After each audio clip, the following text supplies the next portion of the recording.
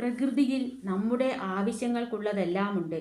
എന്നാൽ നമ്മുടെ ആർത്തി ശമിപ്പിക്കാൻ പ്രകൃതിക്കാവില്ല. ലാഭത്തിനു വേണ്ടി ചിലർ പ്രകൃതിയിലുള്ളതെല്ലാം ഊറ്റിയെടുക്കുന്നു.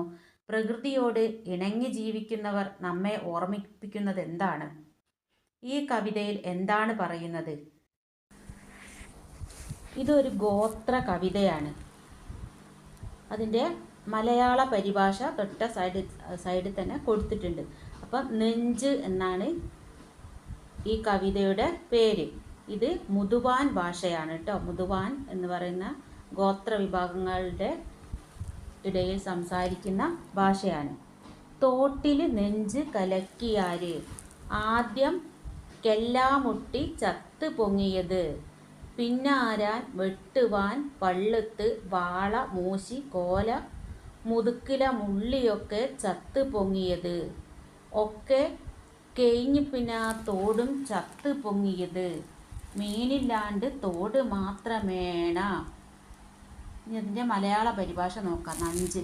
തോട്ടിൽ നഞ്ചു കലക്കി ആദ്യം കല്ല് മുട്ടി ചത്തു പൊങ്ങി, പിന്നെ ആരൽ വരാൽ പള്ളത്ത് വാള മുഷി കോല മുതുക്കില മുള്ളി ഇവയെല്ലാം ചത്തുപൊങ്ങി, അവസാനം ആ തോടും ചത്തുപൊങ്ങി, മീനില്ലാതെ തോടു മാത്രമെങ്ങനെ. ഗോത്ര കവിത ക്രിസ്റ്റി ഇലക്കണ്ണൻ.